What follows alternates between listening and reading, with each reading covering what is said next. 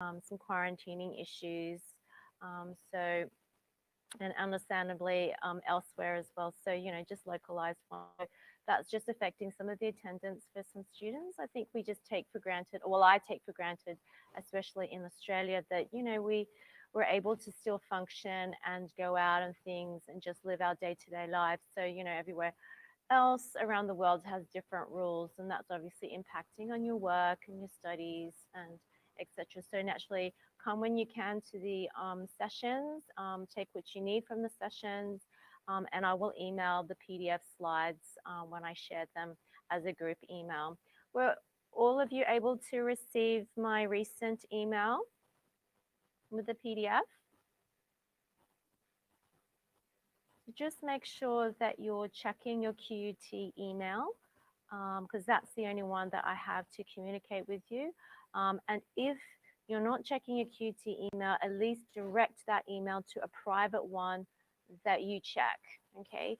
Because that's the only correspondence that I have through Blackboard and through the QT email sign, okay?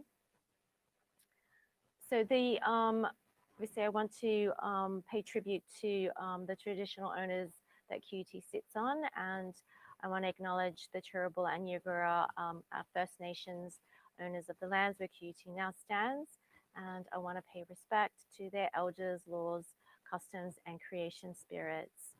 I recognize that these lands have always been places of teaching, research, and learning. QT also acknowledges the importance, and so do I, the role that Aboriginal and Torres Strait Islanders play within the QT community and the place where I live. So a couple of housekeeping things. The students' voice survey is coming up, and it's going to be released on the 24th of May, so next Tuesday. And some of you may have already had some correspondence or conversations with your other units. So naturally, it's a really important survey. I know it takes a few minutes, but really important in terms of just getting your feedback on how we can improve the unit, the assessments to the units, and obviously things that you liked about the unit that was done well and things. That way we can just keep on improving and refining what gets delivered. And we really take this survey and the response really importantly. So we do go through and see the comments and things like that. But what we would say is keep the comments professional. It's nothing personal. It's about the unit and the delivery of it. And it's best to keep it professional, which I know most of you would do. So, it's best to just keep it professional and obviously using respectful language as well. So it's your chance to get a say in what you get to learn within this diploma or this unit moving through into QUT or faculty later. So we go through and we actually look through and we try to make adjustments to the types of assessments, how it was delivered as well. Naturally, due to this, post-COVID, pre-COVID situation, this unit is online and things like that. But we're hoping that, some of you will get to Australia and more of you will get to Australia and we can run this face-to-face. That would be amazing. But understandably, welcome from wherever you're joining us and things like that. So those are some of the things that, you may want to mention on the feedback, and obviously with the types of assessments that you're being marked on as well. So we just want the comments to be actionable, specific and kind in your terminology, okay?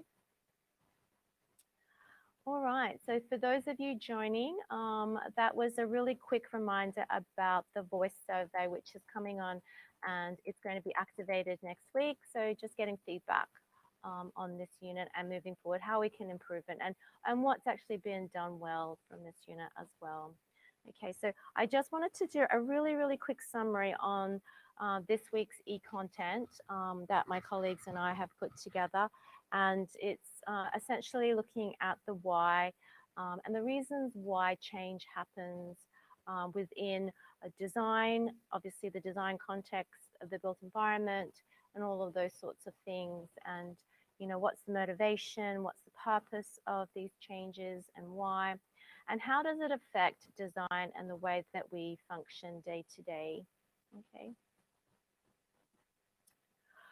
So I guess the summary of, some of the motivations, if we bring it back to the very, very basic levels, is that, some of you may have heard of Maslow's hierarchy of needs. Have any of you heard or come across this term in some other units or studies? Anybody familiar with the Maslow's hierarchy of needs? Okay, awesome. Awesome.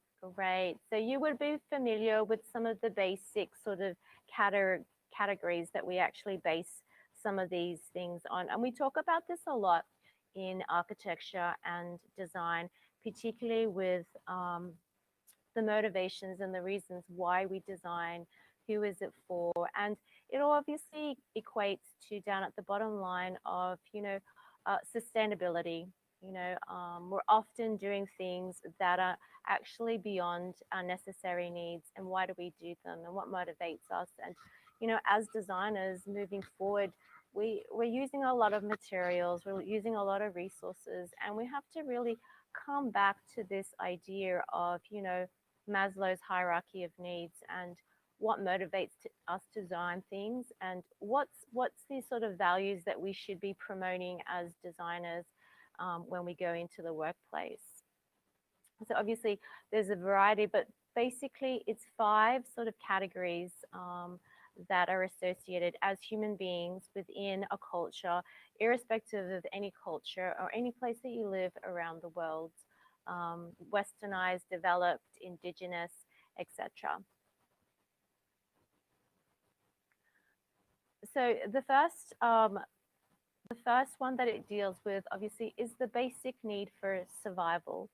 You know, basic need for shelter, and aspects of eating and drinking.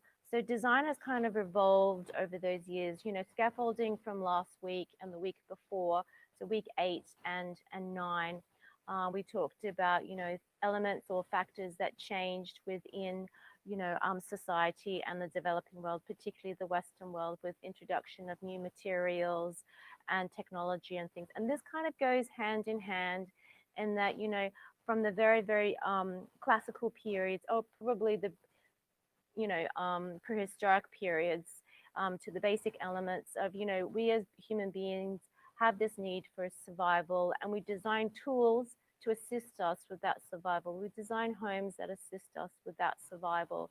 Basic things of cleaning and eating and those sorts of things. And history, as we saw, reveals these changes in the most basic needs. Okay. But then, as you see, as developing worlds change, those needs kind of change, and they transverse to things of status requirement, aesthetics. So beyond the basic survival instincts, we're requiring things for aesthetic value. So pleasure, status, power, all those sorts of things. And then there's a class system that starts to get visible between who can afford to acquire these status survival materials versus someone who is below the means of living and things like that.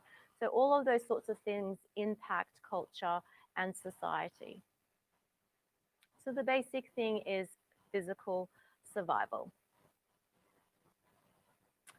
So the next one is the need for order and certainty. So when we talk about that, that's that next sort of need for humans to have identity and safety and comfort.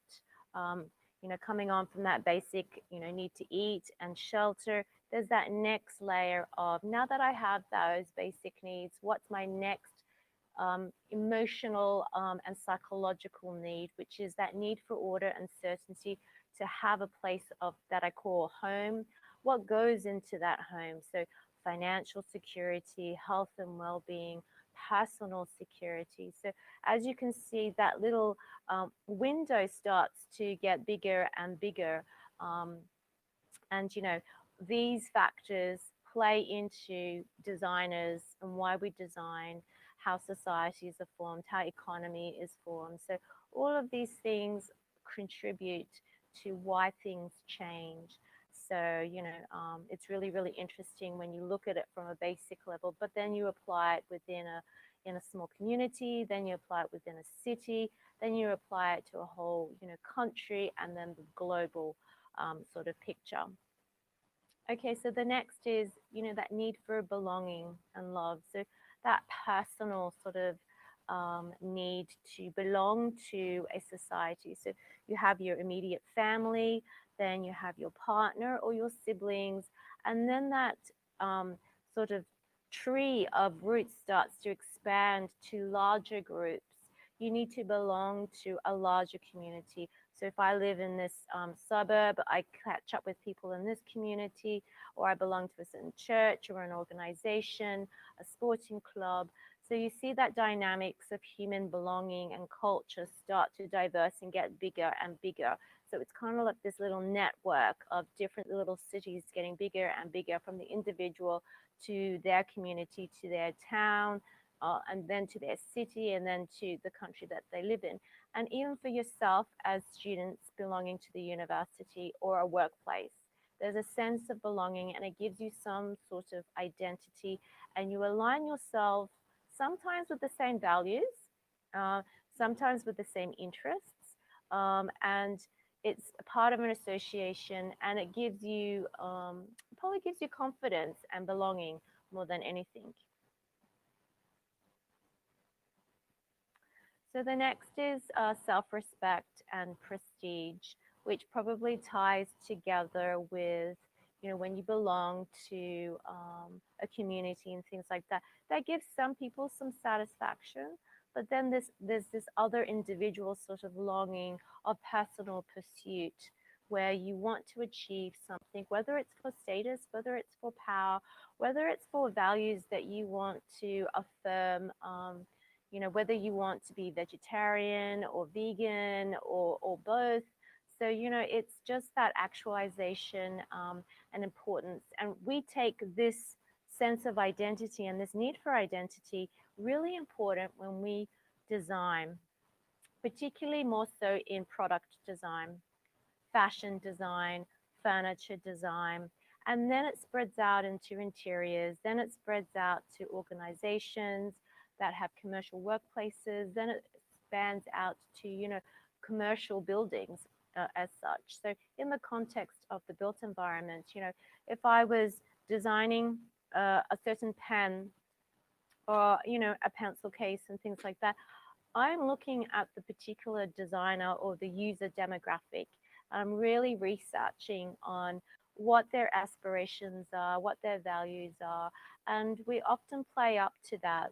We pick certain colors, we pick certain materials because it has status connotations attached to it. So hence, status, power, wealth, but it's also a sense of identity. That some individuals like to align themselves with certain products and furniture because that product represents something about their identity and self. Some have materialistic sort of wants. Some people have, educational or philosophical wants.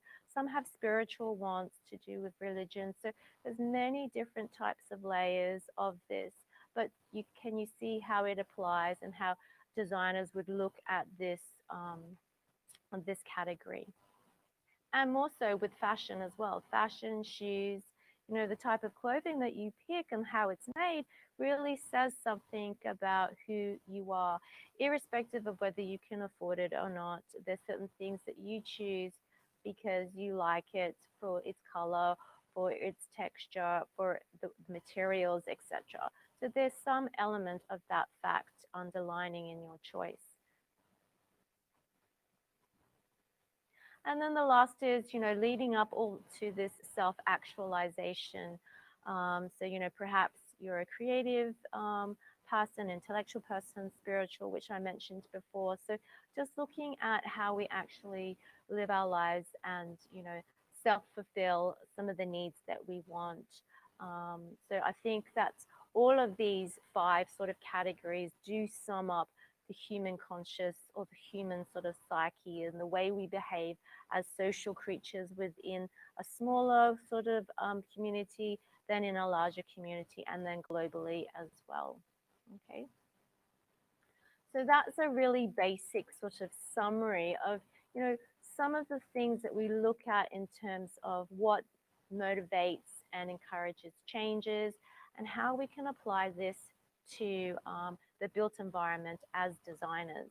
Okay, and more importantly, looking at design history. All of these layers are relevant and how they impact on how we design for the future, and we learn from these past examples. Okay. So I just wanted to share with you some elements to the video slides. So hopefully some of you have watched it and some of you haven't. So I'm hoping that more of you will watch the e-content. I will speed through some parts.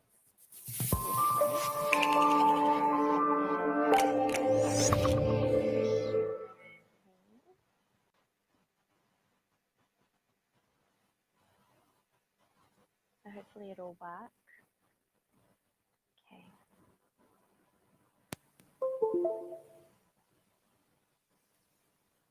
Them, and they therefore collect things happen. Okay. Hopefully you can hear So that.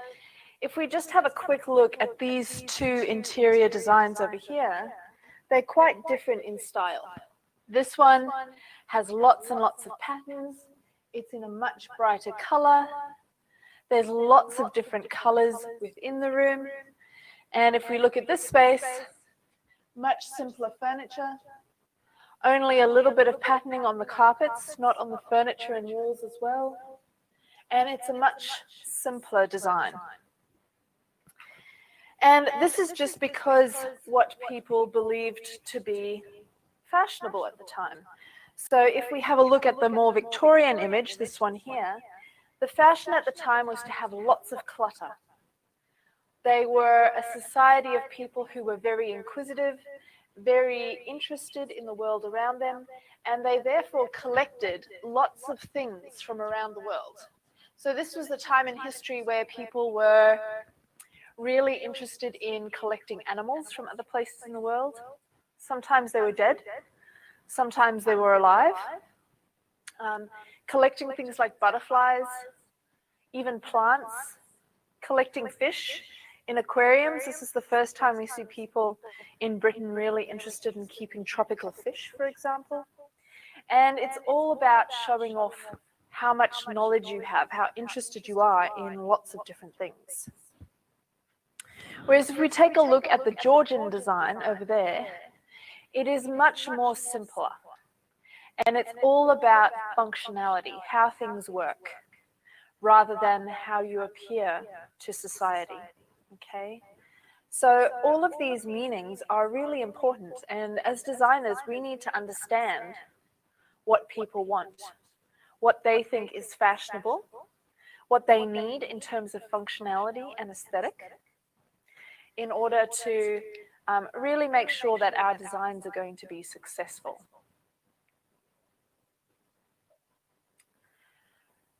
And this is not just in one discipline of design, it's across all design disciplines. Okay, so if we take, for example, fashion, we all know that fashion changes incredibly quickly. Now we've got 4 seasons a year where clothes are changing.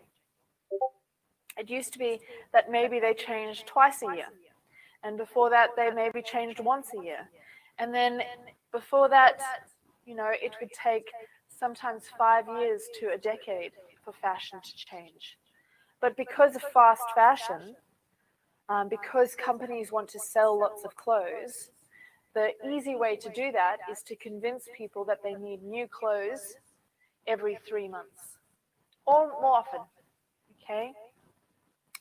So if we have a look at just underwear, for example, for ladies, we can see that it's changed for a lot of different reasons. It's changed because what was fashionable in terms of body shape has changed. Okay, we can see here a very, very slim waist, was very, very fashionable. Here we can see that the shape of the breasts is different. It's much pointier, okay?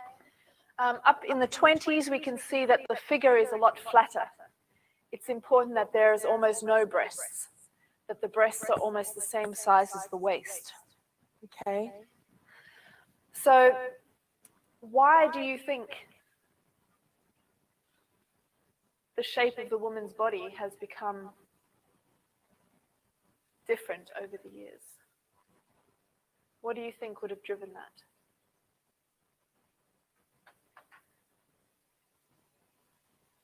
Why do you think having a really, really skinny waist was fashionable at this time here?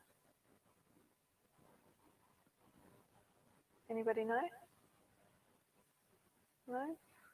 These really tight corsets, you could barely move in them. Anybody want a corset? No? You can barely breathe in them sometimes, okay? So in order to wear this kind of garment, you might not have had to work at all. So sometimes the clothes are about a sense of status. So if you have a very skinny waist, if your clothes are very decorative, it might show to other people that you're too rich to work. And that was really important.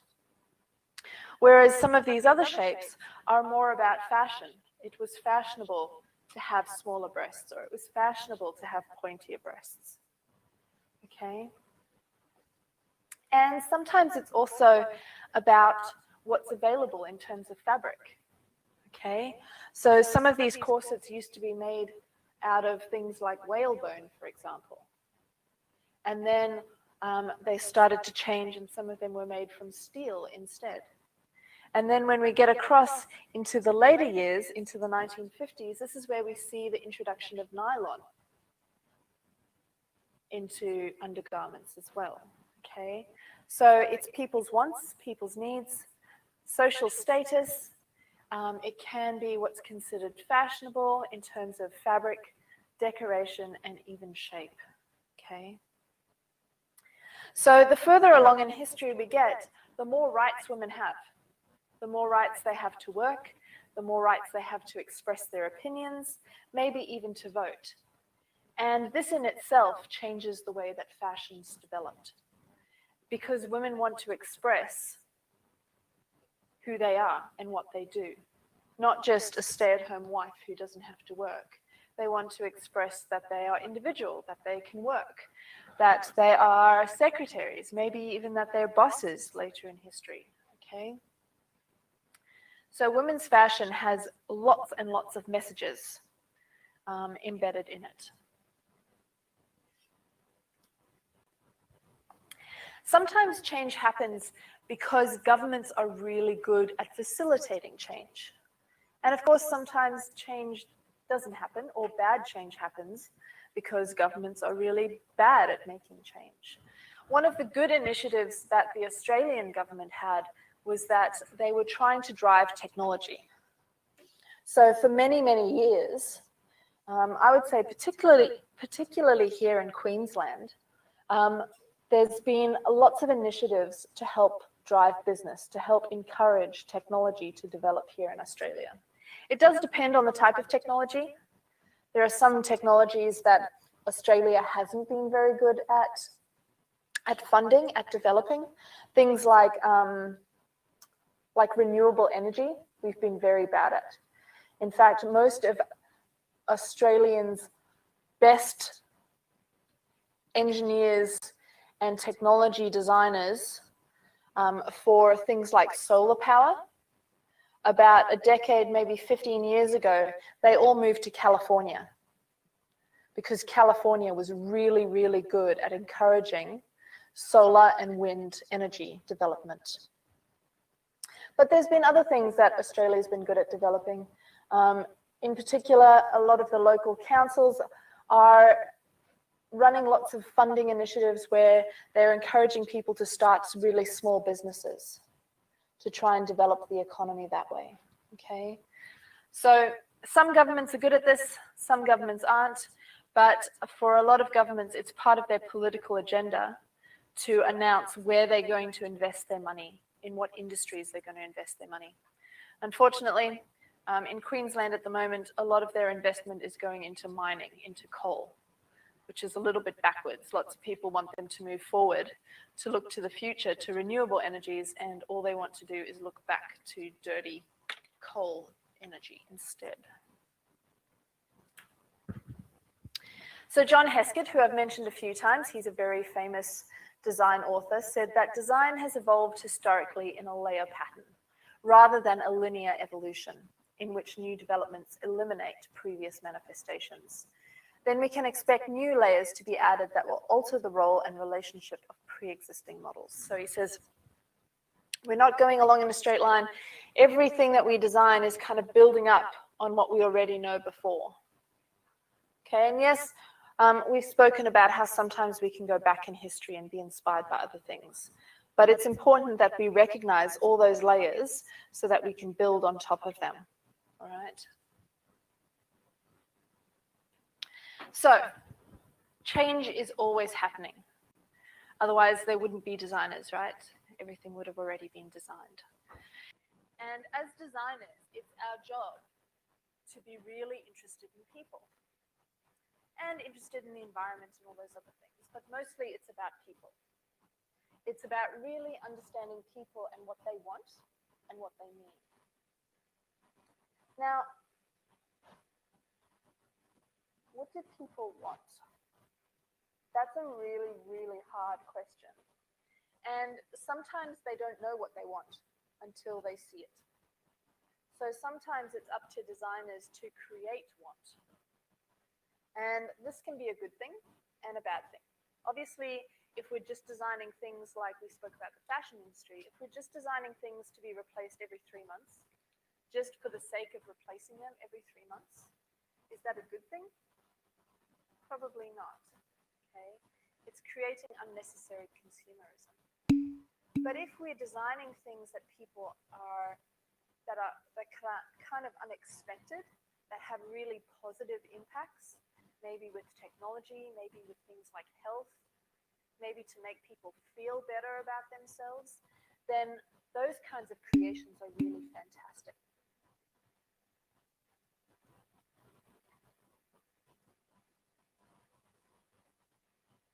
Were you able to hear, did I stop sharing the screen? Oh no, were you able to hear that? Oh dear, it must have dropped out a second ago.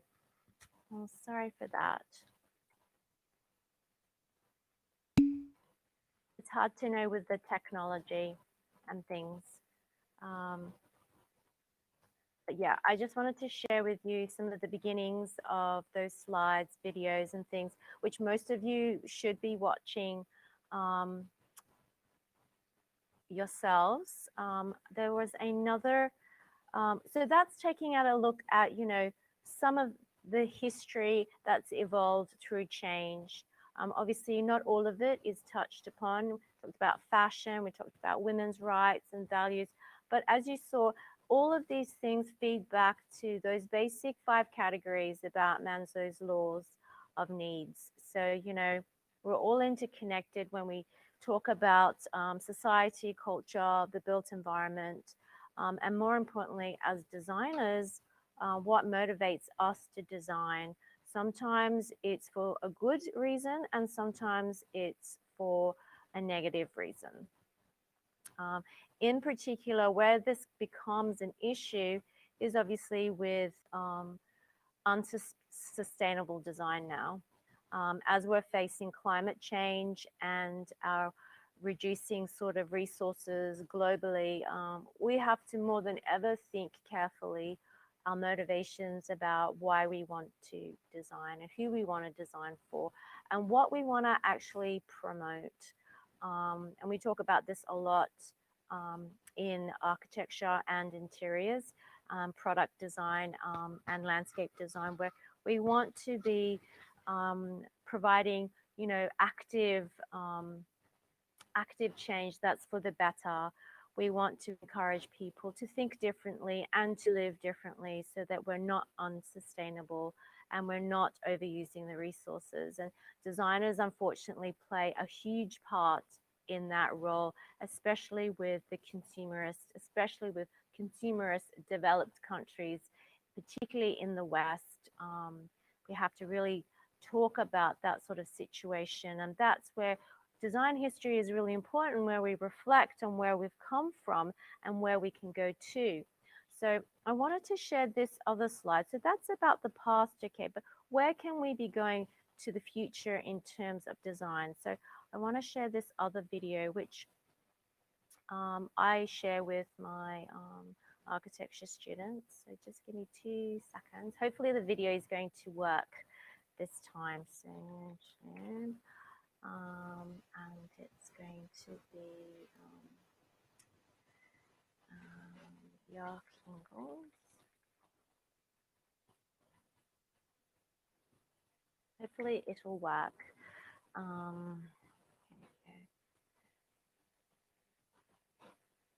Okay, so I just wanted to share this. Hopefully it will work. Is this going to be slapstick comedy? Is it an action film? You know, like let's have fun with it. Yeah. What do we want to do? Let We me do just anything. Oh, yeah, share nice. this. So what do you think your Screen. Yeah, film should be? that way it should be like the Documentary version of Inception.